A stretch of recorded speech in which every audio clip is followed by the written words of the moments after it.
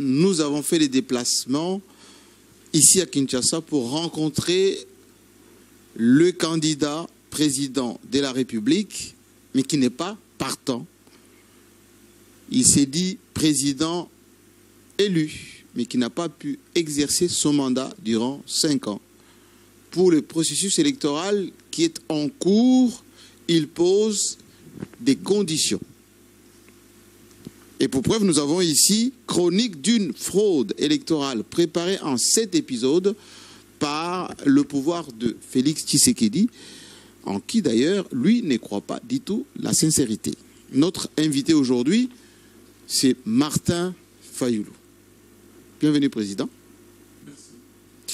Avec moi, donc, ça sera une émission exceptionnelle. Nous allons l'animer avec le patron des 7sur7.cd, ici en RDC, le média le plus suivi. Et comme vous allez suivre cette émission sur toutes les plateformes, nous allons partager le micro avec Israël Moutala. Président. Merci de l'invitation. Nous allons décortiquer l'actualité politique et électorale parce que nous sommes à 5 mois, jour pour jour, des élections. Et donc parler avec un acteur majeur sur le processus électoral qui doit être en principe inclusif est une question qui préoccupe au plus haut point les millions de Congolais qui suivent de près le processus électoral. Voilà donc, on commence avec une question beaucoup plus directe à Martin Fayulu. Vous avez été l'un des candidats majeurs durant le précédent cycle électoral. Vous avez clamé votre victoire, mais vous n'avez pas exercé. Parce que jusqu'à maintenant, le président de la République de la RDC s'appelle Félix Antoine Tshisekedi Tshilombo. Il y a un processus en cours. Normalement, vous étiez candidat président, mais il y a quelque temps, vous avez dit « Je ne peux pas m'engager dans cette procédure, dans ces processus, parce qu'il est biaisé d'avance. » Sur base de quelle preuve, quelle affirmation, quelle conviction? Vous ne voulez pas être partant? Voilà, Jean-Marie Kassamba, c'est bien, et vous venez de le répéter, vous ne voulez pas être partant. Il y a une contradiction. Vous dites que c'est candidat à la présidentielle de 2023, et en même temps, vous dites qu'il n'est pas partant. Je suis partant. Il n'y a pas de boycott. Je suis candidat à la présidentielle de 2023, mais aux élections crédibles, c'est-à-dire transparentes, impartiales, inclusive et apaisée. Je ne suis pas candidat pour aller accompagner M. Félix Tshisekedi. Nous avons été candidats en 2018. Les Congolais nous ont fait confiance. Ils nous ont élus massivement, 62,11%, vous le savez. Il y avait des enfants qui avaient 13, 14, 15, 16, 17 ans qui, demain, vont voter. Et ces enfants ont encore en tête les noms de Martin Fayulu. Je ne peux pas décevoir tous ces Congolais, toutes ces Congolaises. Je ne peux pas décevoir... Mais vous avez dit, Martin Fayulu, que je ne veux pas déposer ma candidature. Ça, c'est différent. Voilà. Parce que... Voilà.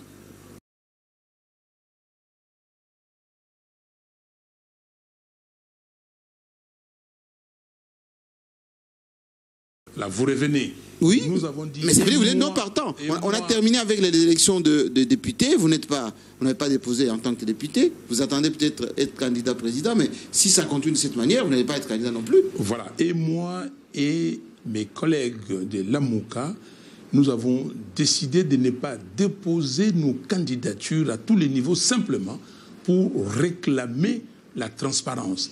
Et la transparence à ces niveaux commence par les fichiers électoraux. Vous avez vu, nous avons demandé, après la forfaiture ou les hold-up électoraux de 2018, nous avons demandé qu'on fasse des nettoyages au niveau des institutions de la République. Et nous avons réclamé ce que nous avons appelé les réformes institutionnelles. Réformer la loi électorale, réformer la loi sur la CNI, réformer l'armée, la police, et ainsi de suite, pour qu'on puisse préparer les élections crédibles. Nous ne l'avons pas reçu. Nous ne l'avons pas eu. Nous avons même demandé ou proposé un plan de sortie des crises avec tous ces éléments. Mais nous sommes arrivés à l'opération d'enrôlement. Et nous avons poussé les Congolaises et les Congolais à aller s'enrôler. Et nous avons créé ce que nous avons appelé COEL, Coordination des opérations électorales de la MOUCA. Nous avons suivi toute l'opération, tout le processus d'enrôlement, entaché d'irrégularité. C'était un chaos, et ce chaos s'est achevé par un audit qu'on ne peut pas qualifier d'audit, et c'est pour cela je vais donner le micro à Israël Moutala. Oui, mais j'ai ici sous les yeux un document que vous avez réalisé vous-même. Vous dites, ce qui se passe en ce moment en RDC, c'est prémédité.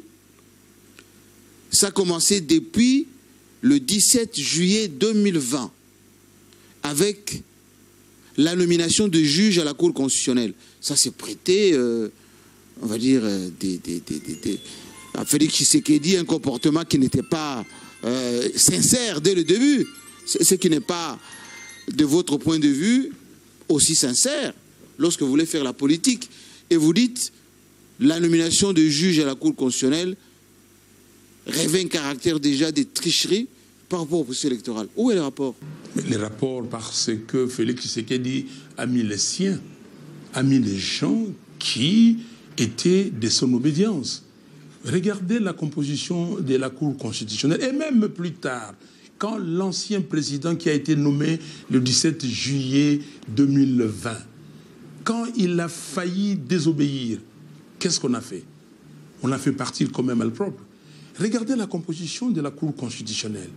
Est-ce que je suis le seul à me plaindre? Est-ce que nous sommes les seuls, nous, au niveau de la MOUCA, à nous plaindre? Ou tout le monde se plaint que cette cour, c'est une cour familiale, une cour tribale, une cour, comment dire, des gens qui sont aux ordres de M. Félix Tshisekedi? Ça, c'est les procès d'intention, président. Mais je l'ai dit et je m'assume. Je m'assume.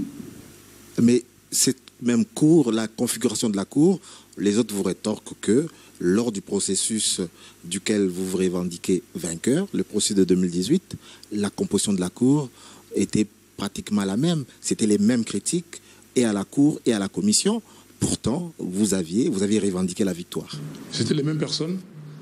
Alors maintenant, même j'ai revendiqué la victoire.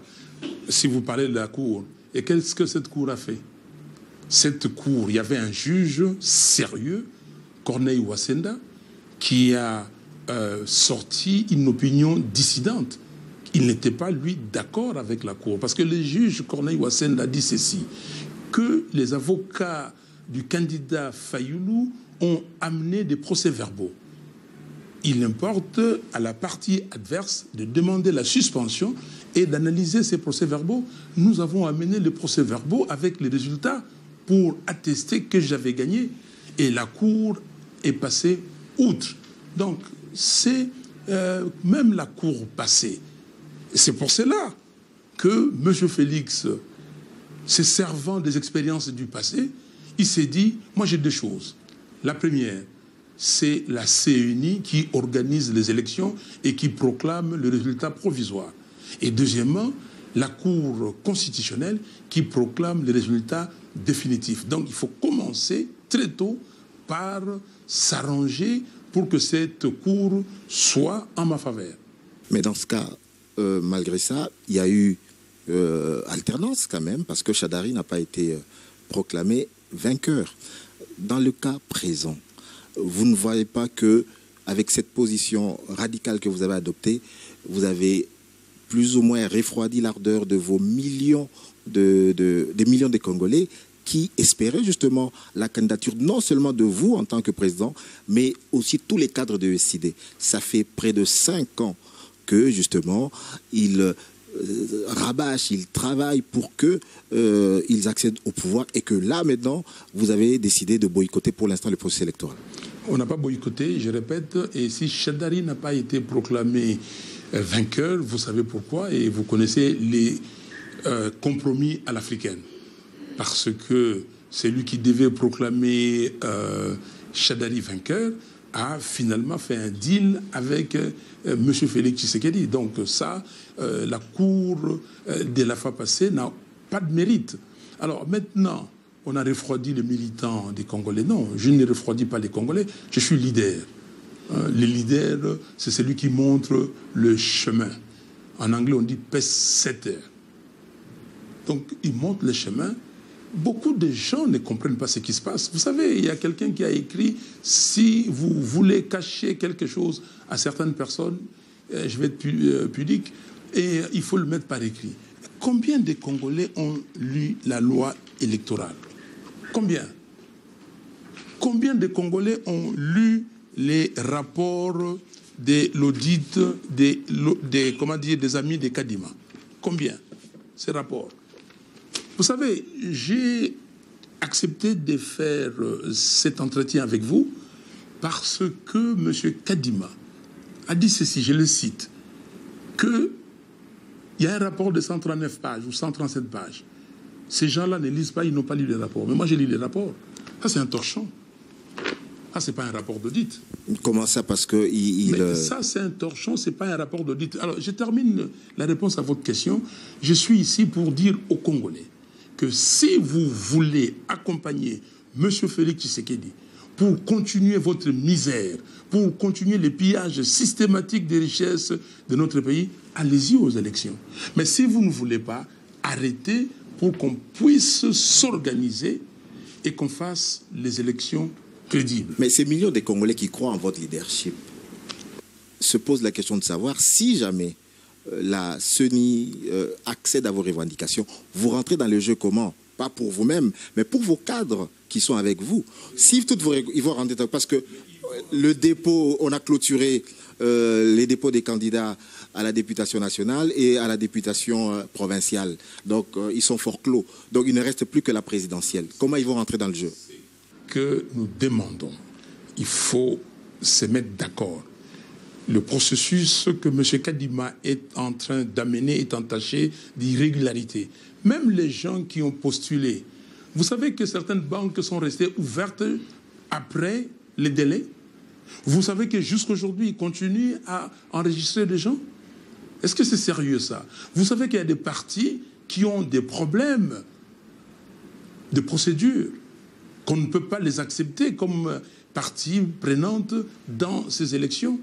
Donc, ici, on doit tous être sérieux et se mettre d'accord pour définir les règles du jeu. On ne peut pas... Alors, si aujourd'hui, on fait l'audit du fichier électoral et nous sommes d'accord, nous prenons nos dossiers que nous avons et nous amenons. Mais il faut que... Mais l'éventualité, là, nous sommes dans l'éventualité d'un glissement. Parce que les conséquences d'un audit, c'est entre autres un audit que vous voulez faire un nouvel audit. C'est entre autres, par exemple, que le nombre d'électeurs finaux soit différent de celui qui a été annoncé. Et donc, il faut une nouvelle répartition. Donc, il y a plusieurs processus qui vont s'enclencher. Et donc, il y aura des répercussions sur le calendrier, forcément. Écoutez, vous dites que le nombre d'électeurs va changer. Vous connaissez exactement le nombre d'électeurs qu'il y a dans les fichiers. Et la série nous avait dit qu'il y avait 43 millions 900 quelque chose. Je l'ai dit des têtes comme ça. Mais il y a des gens qui disent qu'il y a 50 millions, d'autres 55 millions. Est-ce que qui sait exactement combien d'électeurs on a enrôlés? Dans ces rapports d'audit que je viens de vous montrer, il n'y a pas les données brutes d'enrôlés. On ne dit pas combien on a enrôlé. On ne sait pas combien on a enrôlé à Kinshasa et dans n'importe quelle province, on ne sait pas. On sait simplement que après nettoyage, il y a 43 millions 900 quelques, mais on ne sait pas. Donc ce n'est pas... Les données éclatées par province, il y en a, mais pas peut-être dans le rapport, mais la CENI a publié province par province le nombre d'enrôlés. Nous avons le nombre d'enrôlés. Oui, province par province. Mais vous avez les bruts. Le brut, c'est-à-dire, quand on a terminé l'audit, on a donné... Moi, j'ai un rapport.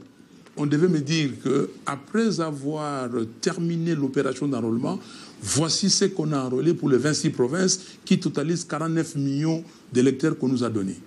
Et les rapports devaient le donner. Mais les rapports donnent seulement les données finales. Mais le problème aussi qu'on vous reproche en tant que parti politique, en tant que leader d'opinion, c'est de n'avoir pas fait accréditer justement des témoins Mes chers amis, s'il vous plaît, attendez, n'allez pas, parce qu'on va perdre le temps pour rien. Je vous ai dit que nous avons créé la coordination des opérations électorales de la MOCA. C'est plus que les témoins. Nous avons fait 4 rapports. Et d'ailleurs, la CENI reprend ces rapports ici. Nous avons été partout, là où la CENI a dit qu'il a ouvert les bureaux d'enrôlement. Nous avons fait un rapport pour dire que certains bureaux n'existaient pas. Et nous avons trouvé même des bureaux qui n'étaient pas dans la cartographie. Nous l'avons fait. Et nous avons demandé à la CENI de nous donner les nombres de machines qu'elle avait achetées chez Miro System. Nous avons demandé à la CENI de nous donner le nombre total de machines déployées et les nombres restants dans ces entrepôts. Nous avons demandé à la CENI de nous donner combien de cartes elle avait achetées et combien de cartes ont été déployées. Les catholiques sont allés plus loin. On demandait à la CENI de donner les références de chaque machine. On n'a pas reçu ça. Pensez, vous accréditez les témoins. Il y a eu combien de milliers de bureaux de vote. Mais il y a des travaux qui se font, le travail qui s'est fait par, comment dire, vous regardez, qu'est-ce que je peux prendre par rapport à mes moyens, qu'est-ce que je ne peux prendre, mais je sais ce que je vais prendre, ça va me donner la tendance générale. Martin Fayulu, moi je reviens sur votre document de base qui répéterait à peu près les 7 épisodes que Félix Tshisekedi a mis en place pour fausser les processus électoraux et préparer la fraude. Excusez-moi du peu, mais quand vous parlez de la création de l'Union sacrée comme étant l'épisode des fraudes, vous parlez de l'état des sièges comme étant l'épisode des fraudes, enrôlement comme fraude, l'insécurité comme fraude. Ça veut dire que vous n'avez pas voulu ou vous ne voulez pas du tout que Félix Tshisekedi travaille comme président de la République, que le Parlement travaille, que le gouvernement travaille, que tout ce qui est fait, selon vous, c'est pour seulement frauder les élections. Est-ce que vous trouvez que c'est crédible, ça? Mais très crédible, c'est justifié. Je vous dis ceci. Félix Tshisekedi devait laver l'opprobre. Il ne supporte pas qu'on dise qu'il est passé par des compromis à l'africaine, qu'il a signé... Oui, mais aucun Congolais ne croit plus à ça, là. C'est déjà passé, cette affaire des compromis, là. Vous copiez les Blancs. S'il vous plaît. Non, oui. Il n'y a pas à copier les Blancs. Oui, oui, les compromis, c'est les Blancs qui l'ont dit. Nous avons parlé des deals. M. Félix Tshisekedi est passé là où il est, simplement parce qu'il a signé un deal avec M. Kabila. Ça, on le sait. Et après avoir signé ça, et je continue, et vous l'avez dit, à réclamer que j'ai gagné cette élection et je suis le président élu et les Congolais le savent comme tel. Alors, maintenant, qu'est-ce qu'il fallait faire? Revenons à ces documents. Voilà, on revient à ces documents. Qu'est-ce qu'il fallait faire? Il fallait trouver les moyens pour laver l'opprobre, c'est-à-dire gagner les élections prochaines, celles de 2023. Il fallait mettre certaines stratégies en place, ou une stratégie en place, en commençant par les juges de la Cour constitutionnelle, vous l'avez dit. Deuxièmement, en mettant à la tête de la CENI ou dans le bureau et la plénière de la CENI des gens qui étaient de son obédience, il a fait. Troisièmement, en adoptant une loi électorale favorable à lui, il l'a fait. Quatrièmement, en essayant de museler le peuple qui n'était pas d'accord avec lui, en restreignant leurs libertés fondamentales par l'état des sièges, les nôtres. Mais écoutez, le pays est agressé. Qu'est-ce que vous avez voulu faire à la place? S'il vous plaît, ça date de combien de temps que l'état des sièges est là? Et qu'est-ce que l'état des sièges a fait? L'état des sièges, sous l'état des sièges, il y a plus de morts. Sous l'état des sièges, vous avez appelé Eastern African Community. Qu'est-ce que l'état des sièges a fait? Vous avez aggravé la situation, l'état des sièges. Donc, c'était pour réduire les libertés individuelles, ils pensaient même aller plus loin. Mais ils se sont arrêtés là. Ils savent que, regardez, on a enrôlé combien de gens au Kivu? Est-ce que les gens des Massissi ont été enrôlés? Est-ce que les gens des Rutshuru ont été enrôlés? Mais là, vous ne trouvez pas que vous mélangez un peu tout? Comment on peut enrôler les gens qui sont en pleine guerre? C'est impossible. Voilà, attendez. Mais ça, vous contredisez votre argument. Je suis en train de vous dire que si le pouvoir était un pouvoir sérieux, devait simplement s'organiser avec tous les militaires que nous avons, avec la MONUSCO. Tout est le maître, comment dire, au Nord Kivu et à Ituri, et pour enrayer et chasser les M23. Ils sont combien les M23? Ils sont combien les ADF? Aujourd'hui, vous avez combien d'éléments? Mais vous savez que ce n'est pas les M23, c'est les Rwandais et les suppos. Mais bien sûr. Et alors? Mais vous avez combien d'éléments de la MONUSCO qui sont de l'autre côté? Vous avez combien d'éléments des FRDC qui sont au Nord Kivu et à Ituri? Et pourquoi, si vous dites que c'est le Rwanda qui est derrière, nous sommes un pays souverain? Vous doutez? Non, si. Comment c'est moi qui l'ai dit les premiers? Félix ne l'a jamais dit. Félix a suivi ce que j'ai dit. Félix était ami de Kagame. Il est ami de Kagame. Il a amené Kagame 2 fois ici. Et vous le savez. Qui a exposé Kagame aujourd'hui? Si ce n'est pas Félix qui s'est dit. C'est moi qui ai exposé, moi et Mukwege. C'est nous deux qui avons exposé M. Kagame. Nous sommes le premier. Félix, hier, était dans les génocides. Bravo. Il a parlé des génocides congolais avant. Il disait que non, il n'y a pas de génocide. Il a mis des gens, quand nous on parlait des génocides, lui il a dit que non, il n'y avait pas de génocide. S'il vous plaît, M. Kassam. Je vous en prie, je vous en prie. Il faut qu'on avance. M. Félix a dérangé l'électorat du Nord Kivu. Ok? L'état de siège s'était fait à dessein pour que ces gens-là qui sont virulents, ces gens qui sauvent ces pays de la balkanisation, et que ces gens-là soient mis de côté. Il n'a rien fait, absolument rien fait pour aider. Parce que s'il voulait aider, mais nous sommes un pays souverain, s'il y a un gouvernement, il pouvait jouer avec sa diplomatie pour demander aux pays amis de combattre les Rwandais. Martin Fayulu, excusez-moi, mais est-ce qu'en réalité, ce n'est pas parce que vous êtes bloqué, vous n'avez pas de moyens pour faire cette campagne électorale, et que le support que vous avez hier, les Katumbi, les autres membres de votre, on va dire, obédience un peu de l'opposition, les 4 leaders, les uns s'en vont sans vous, et qu'un peu désemparés, vous êtes en train maintenant de vous accrocher à des arguments qui sont déjà obsolètes, déjà dépassés. Mais vous savez... Vous ramez seul. Non, vous savez, je rame seul, et ce n'est pas un problème. Vous savez, vous parlez de moyens. De quels moyens vous parlez? Financiers. Ah bon? Vous me connaissez? Monsieur Kassamba, vous me connaissez sérieusement? Les moyens financiers, vous avez peur de faire la campagne électorale parce que vous n'avez pas d'argent. Monsieur Trump, c'est un milliardaire. Est-ce qu'il fait campagne avec ses moyens?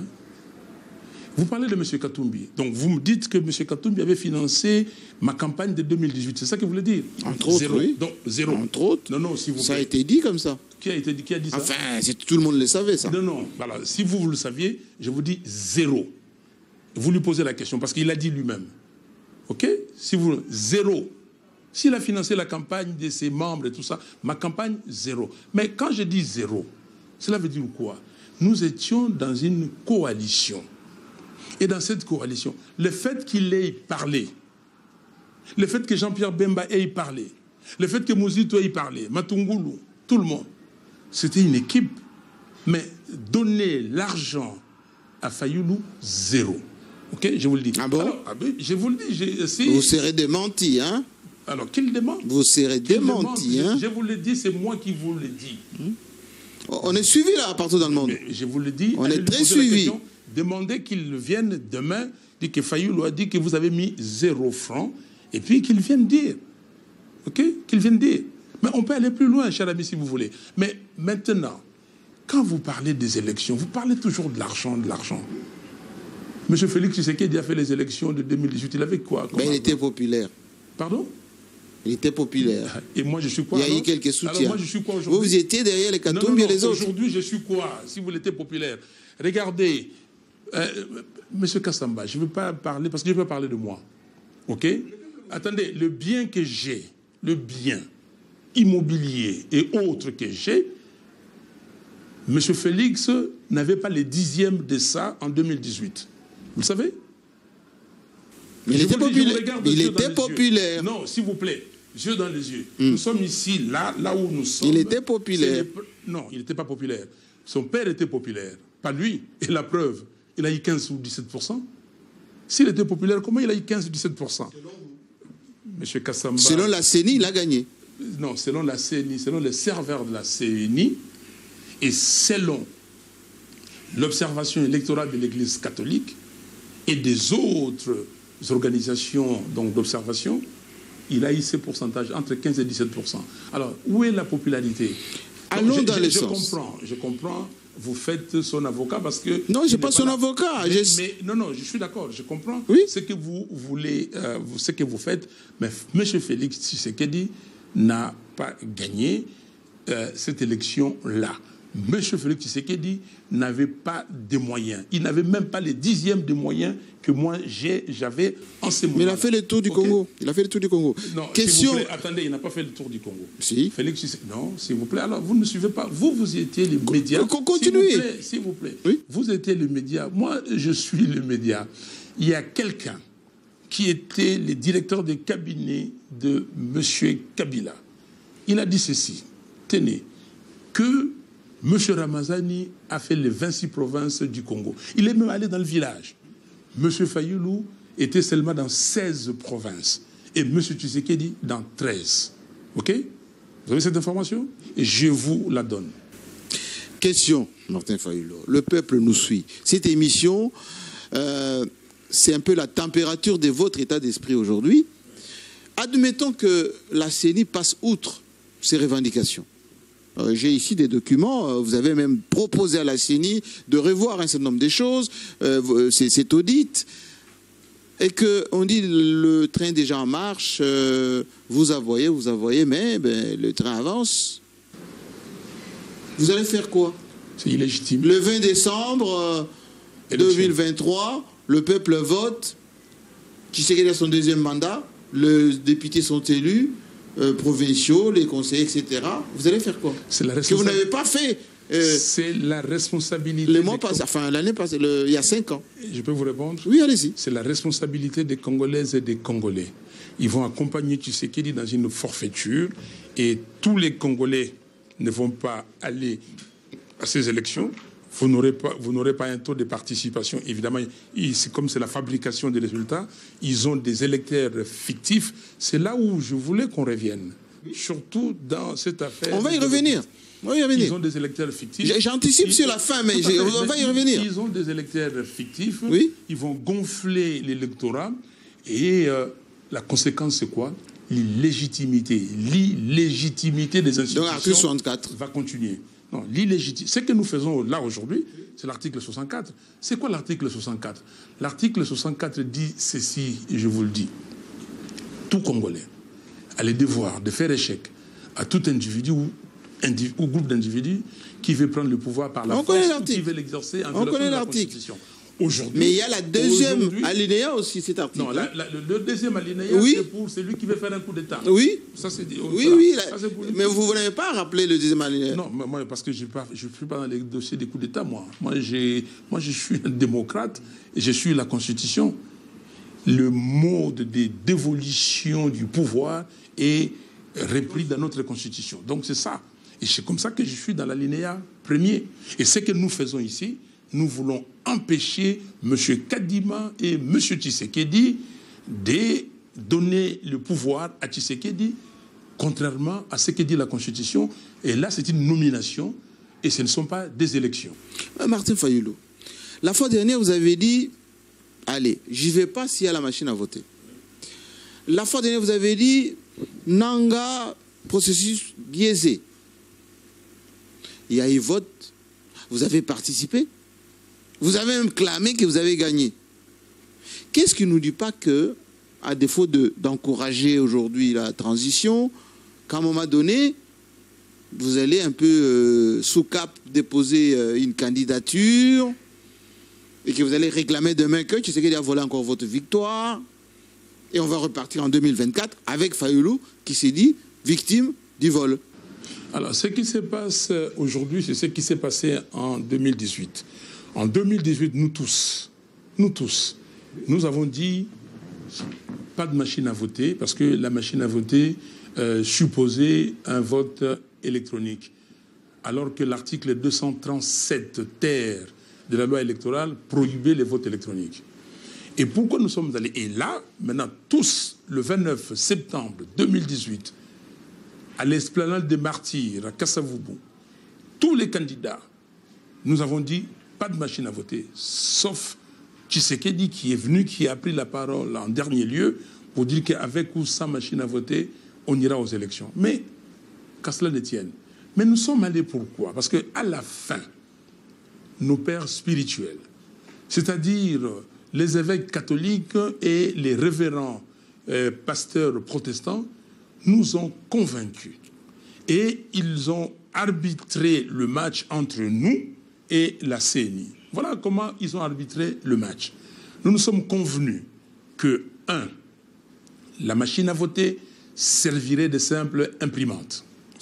On vote, on prend, on jette dans l'urne. 2, que les résultats qui vont compter, ce sera les résultats des comptages manuels. Et qu'on ne transmettrait pas les résultats électroniquement. On s'est mis d'accord. Et 3, les catholiques et les protestants et les autres organisations de la société civile nous ont assuré qu'ils seront là, ils auront les observateurs et ils auront les résultats. Et c'est ce qui fut fait. Les catholiques ont amené les résultats. Mais malgré ça, M. Nanga a quand même envoyé les résultats électroniquement. Il a triché. Et quand il a vu dans ces résultats électroniques que Ramazani ne gagnait pas, il était obligé, et lui et Bassengezi ont décidé de fabriquer les résultats. Vous comprenez? Et aujourd'hui, je termine par là, et aujourd'hui c'est la même chose. J'ai signé des documents avec des leaders politiques, avec des candidats. Et dans tous ces documents, vous allez voir, c'est la même trame. Nous n'accepterons jamais une parodie d'élection. Nous réclamons un audit du fichier électoral. Nous réclamons un fichier électoral fiable. Je crois que... Mais cet audit que vous réclamez, le rapport que vous semblez déclasser, celui de l'audit qui a été fait par la CENI, mais il demande notamment à la CENI de publier les listes électorales. C'est quand même quelque chose qui est inscrit dans la loi, mais le rapport d'audit insiste là-dessus. Et une autre garantie qui pourrait vous apaiser, c'est le fait que la nouvelle loi électorale dit qu'il faut publier les résultats bureau de vote par bureau de vote, qui était une faiblesse de l'ancien processus. Est-ce que tout ça ne vous fonde pas justement à participer au processus électoral? Je ne sais pas si vous avez lu la loi électorale ou si vous avez lu la loi portant identification et enrôlement des électeurs.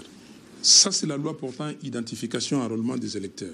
Cette loi, dans son article 39 alinéa 2, dit ceci: à la fin des opérations d'identification et d'enrôlement, les listes définitives sont transmises au secrétariat exécutif national pour traitement, consolidation et publication.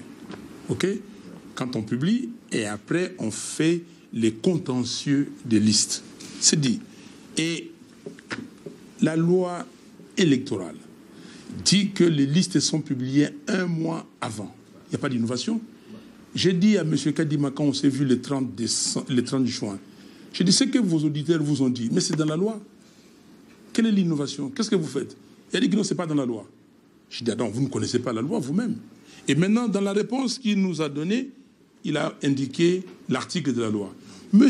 Kadima est allé plus loin dans ses élucubrations en disant qu'il était le premier président de la CENI à avoir imposé les 10 doigts.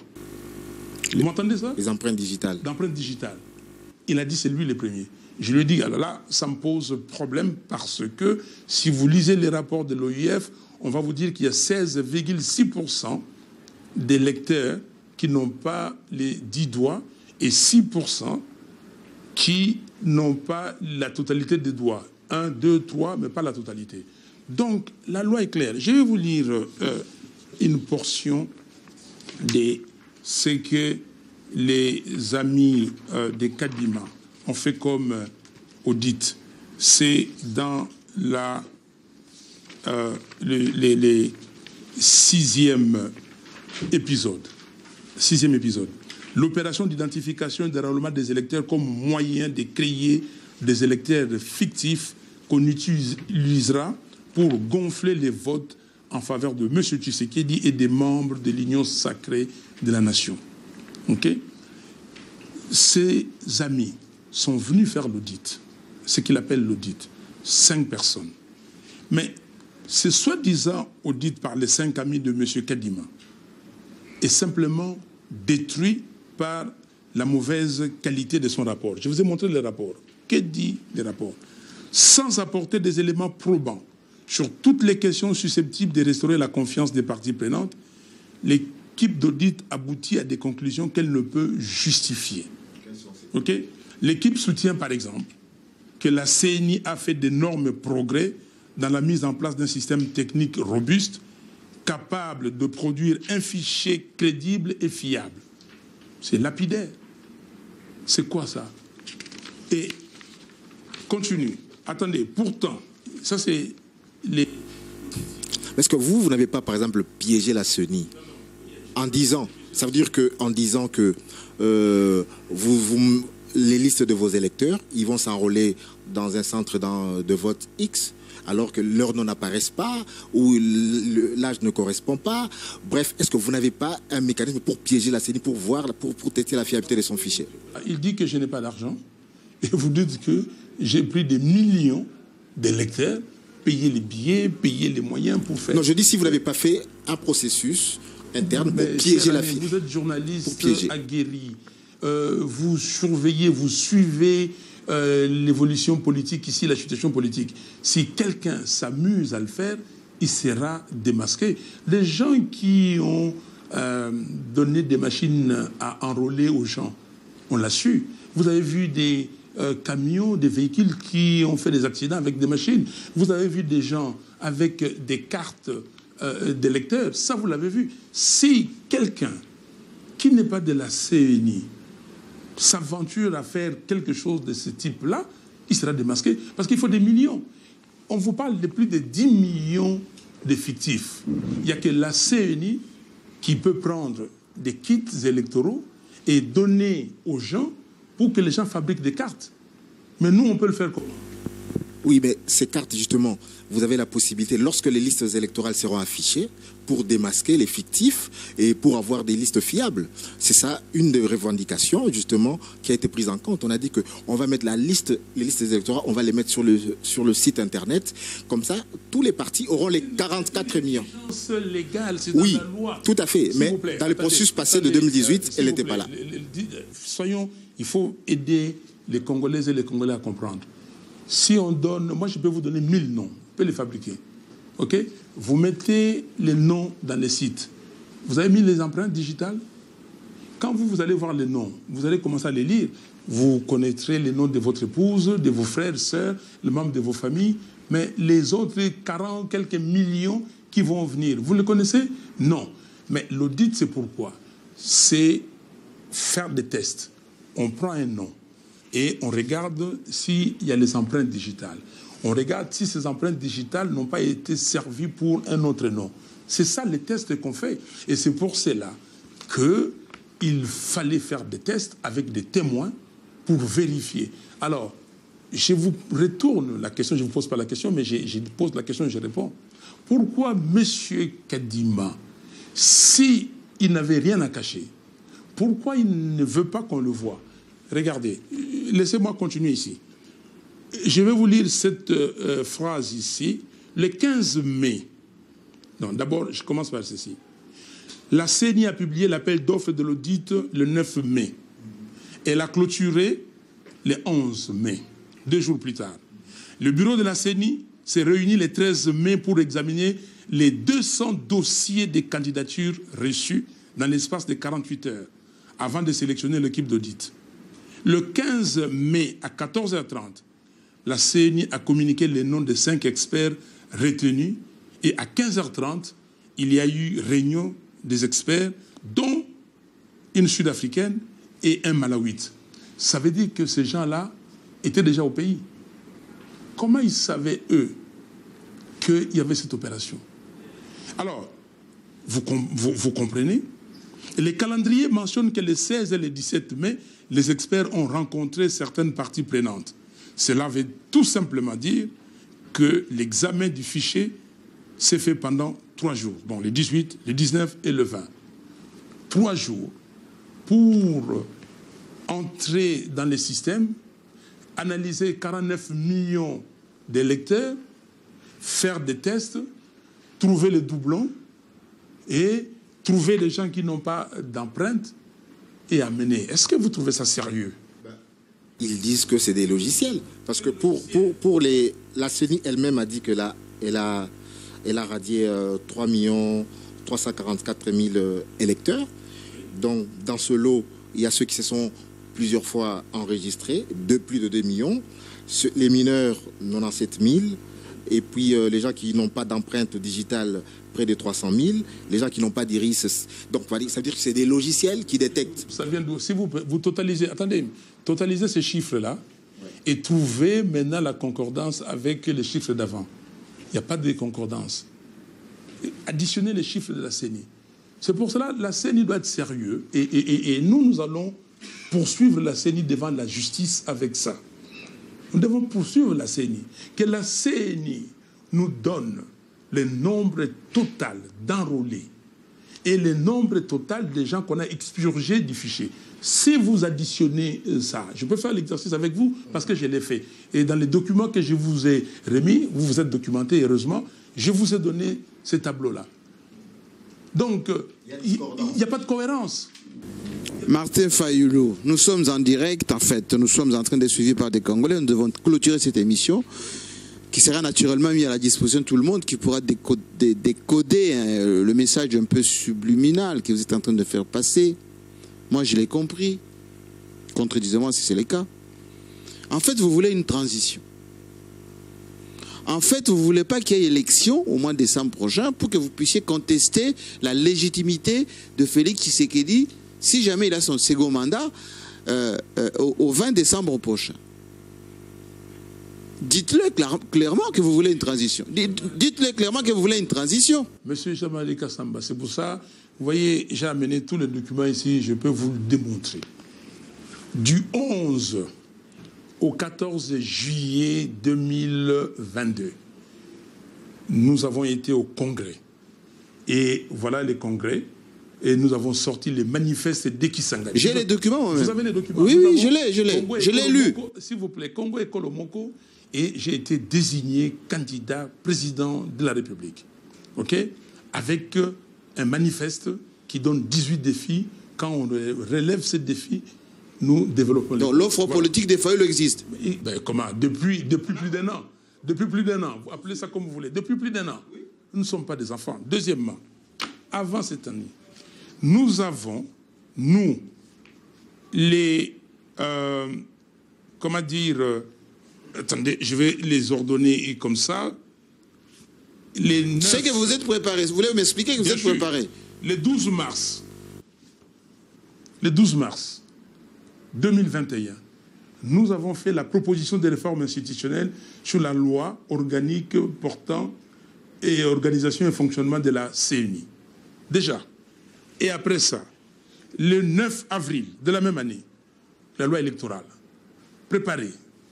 D'ailleurs, quand les amis, les Sessanga et les autres qui sont venus dans le cadre de leur groupe, et pour préparer la loi électorale, nous avons, les G13, nous avons regardé, on a harmonisé. Donc, nous avons déjà. Et après, le 3 septembre de la même année, nous avons proposé les calendriers électoraux. Pour vous dire que nous étions prêts. Et d'ailleurs, pour nous, les élections devraient avoir lieu au mois d'octobre. C'est-à-dire, si on respecte la Constitution, l'article 73, si on respecte, les élections devaient avoir lieu au mois d'octobre de cette année. OK? Donc, et puis après, en avril, le 8 avril 2022, nous avons proposé la loi portant identification et enrôlement des électeurs. Sachez que la CENI n'a pas proposé cette loi, elle a reconduit l'ancienne loi. Donc nous sommes prêts. Comment voulez-vous dire? Je vais faire la transition avec qui? Et la transition pourquoi? Pour le partage du pouvoir? Oui. Est-ce que vous m'avez déjà vu partager le pouvoir? Mais dites-moi. Non, attendez. Je vais partager le pouvoir avec qui?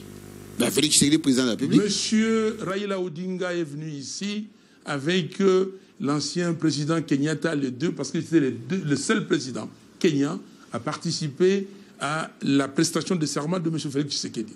Ils sont venus, ils m'ont envoyé des délégués le même jour, le 24, pour me dire, M. Fayoulou, regardez, Odinga et Kenyatta, ils sont deux frères. Ils se sont bagarrés, ils se sont battus. Et là, ils vous proposent de prendre une position au sein de ces gouvernements. Ils vont créer avec Félix Tshisekedi le poste de vice-président. Je leur ai dit, vous m'avez bien regardé? Vous avez regardé la Constitution de la République? Mais, cher ami, vous pensez que je peux aller comme ça, comme un enfant, aller partager le pouvoir, un programme qui n'existe pas? Un programme que je n'ai pas conçu, des gens avec qui je ne partage pas les mêmes valeurs. Il y a des voleurs là-dedans, il y a des brigands. Donc, pensez-vous que moi, je suis là pour la transition et le partage du pouvoir? Je suis là avec mon équipe. Vous regardez les gens qui sont là. Regardez mon équipe. Des gens qui se battent avec moi depuis des années pour avoir un Congo libre, fort, digne et prospère. Dernière question, Martin Fayulu. Félix Tshisekedi vous a tendu la main lorsqu'il a prêté serment. Vous n'avez pas répondu. Oui. Félix Tshisekedi, lorsqu'il compose le gouvernement, à l'époque de FCC Cash, vous n'avez pas répondu. Il a mis en place l'Union sacrée, vous n'avez pas répondu. Cette fois-ci, s'il dit, oui, les revendications de Fayulu, c'est très bien, même s'il est resté seul, ses camarades sont déjà dans la machine, on s'assoit et on définit ensemble comment on doit organiser le processus. Vous allez saisir ça?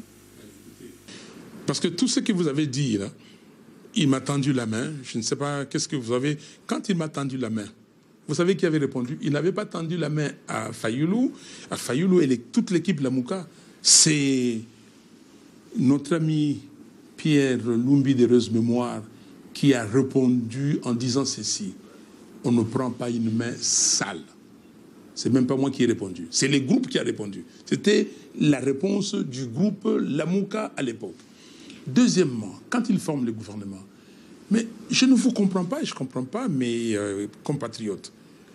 Mais celui qui gagne, il forme son gouvernement avec son projet, son programme, il conduit. Lui, il n'a pas gagné. Il a fait les deals. Et puis il est parti, selon tout le monde. Il a fait les deals, il est parti. Mais il n'a qu'à appliquer son programme. Et vous voyez aujourd'hui que ce programme bat de l'aile, qu'il n'y a pas de programme, qu'aujourd'hui, on est en train de colmater les brèches, que le peuple souffre, qu'il n'y a pas de sécurité, que la misère bat le plein, qu'on nous dit que Kolwezi, bientôt on va perdre la ville de Kolwezi, parce que tout le monde s'est rué là-bas, comme c'est un no man's land, tout le monde, dans les villes, on fait disparaître, on fait partir les gens, parce qu'il n'y a pas de loi, il n'y a pas d'ordre, et il n'y a pas un leader qui peut diriger le gouvernement. Mais la question, pardon, je termine, mais la question est pertinente. Si il dit, comme nous l'avons fait en 2016 avec Joseph Kabila, que mettons-nous ensemble pour regarder comment définir ou même récupérer les règles qui sont édictées par la Constitution et comment définir les règles du jeu pour qu'ensemble on aille aux élections crédibles, comme j'ai dit, c'est-à-dire transparentes, impartiales, inclusives et apaisées. Oui, en 2016, vous avez vu que nous l'avons fait. Le président du Congo-Brazzaville, Denis Sassou Nguesso, est venu ici. J'ai accompagné Étienne Tshisekedi d'Heureuse Mémoire à l'hôtel du Fleuve pour discuter avec le président Sassou. Et quelques jours après, nous avons été devant les évêques et nous avons fait le dialogue qui a produit les rapports finaux, ce qu'on appelle les documents de la Saint-Sylvestre. Est-ce qu'aujourd'hui, vous êtes la seule personne clairvoyante dans l'opposition? Parce que du groupe de 4, vous êtes la seule qui boycottait jusque-là, ou bien qui ne prenait pas encore part au processus électoral avant que vos exigences ne soient prises en compte. Katumbi, Sesanga, Matata partagent vos positions, mais sont dans le processus. Voyez-vous, est-ce que votre position est-elle confortable? Mais pourquoi? Vous parlez des leaders, ok? Et nous sommes des leaders déjà pas formés de la même façon, ok? Chacun est formé différemment. Et nous avons des schémas différents. Personne aujourd'hui peut me regarder yeux dans les yeux comme ça et me dire que je te tiens. OK? Donc vous me comprenez. Donc, moi, je suis Martin Fayulu. J'ai fait les choses pour le peuple congolais. Et je vous ai dit que j'étais un pace-setter, un leader qui montre le chemin aux Congolais. Nous avons besoin, pas d'un semblant, d'une parodie d'élection, nous avons besoin d'élections. Si M. Tshisekedi va gagner correctement, sportivement, qu'il les gagne, et on dira, oui, j'ai fait l'opposition, je serai dans l'opposition. Aujourd'hui, je ne suis pas dans l'opposition. Je suis dans la résistance, parce qu'il a volé, comment dire, la souveraineté du peuple congolais. Donc, si vous voyez ce que font les autres, il faut leur poser la question, pourquoi ils font ça? Et vous dites qu'ils sont dans la même position que moi. Ils ont certainement des raisons qui ne sont pas les miennes. Pour moi, le peuple congolais a besoin d'institutions légitimes. Cette constitution dit ceci depuis 1960. Notre pays connaît des crises politiques récurrentes dues essentiellement au manque de légitimité des institutions. Merci Martin Fayulu. C'était un grand entretien que vous allez suivre intempestivement parce que non seulement ça a été amené tambour battant, si vous avez des réactions, vous pouvez réagir. Il est encore à Kinshasa et il croit qu'effectivement il pourrait participer si les règles du jeu changent. On vous suivra de très près. Il faut suivre de près et je corrige, il ne faut jamais parler des boycotts, il faut jamais parler de non-partance. Nous sommes partants et nous voulons des élections, des vraies élections. Il faut qu'à un moment donné que les Congolais arrêtent d'être des moutons de panurge. Il faut qu'à un moment donné, il faut prendre les Congolais au sérieux et les respecter. Ce n'est pas des gens parce qu'un ambassadeur est venu, il vous a dit entrez dans l'union sacrée, vous allez comme des petits-enfants, vous entrez, on vous a dit de faire ceci et les comptages manuels en même temps avec un dispositif électronique de prise en charge du processus de vote, d'agrégation et de transmission des résultats. Ils se sont parés et se sont donné cet article pour que ceux qui auront des machines à voter chez eux à la maison, avec des cartes d'électeurs qu'ils ont, les fictifs dont nous parlons, et ils vont voter, et les résultats vont aller directement dans les serveurs. Et ça va gonfler les votes de M. Félix Tshisekedi et des siens. Et c'est ça l'objectif de la machine à voter. La machine à voter, c'est pour brouiller des pistes. Et quand vous allez dire que non, ici, c'est elle qui a gagné, c'est elle qui a gagné, on va vous dire oui, compilez. Mais comment? On dit que non. On vous a dit que les résultats, ce n'est pas les comptages manuels. On vous a dit que les résultats, c'est transmission électronique. Et puis vous allez dire que ah, non, on dit que oui, mais lisez l'article 47, l'alinéa 5, qui dit ceci. En cas de divergence des résultats issus du dépouillement manuel et ceux du dispositif électronique, la CENI procède aux investigations et à la correction de l'erreur au niveau du centre local de compilation des résultats. Point. C'est la CENI. Un procès verbal est élaboré à cet effet, signé par les membres du centre local de compilation, instruit par la CENI et les témoins des candidats présents. Donc, vous allez faire des PV, vous allez contester, mais ça vous servira pour les contentieux. Vous avez compris? Merci beaucoup. L'émission est terminée.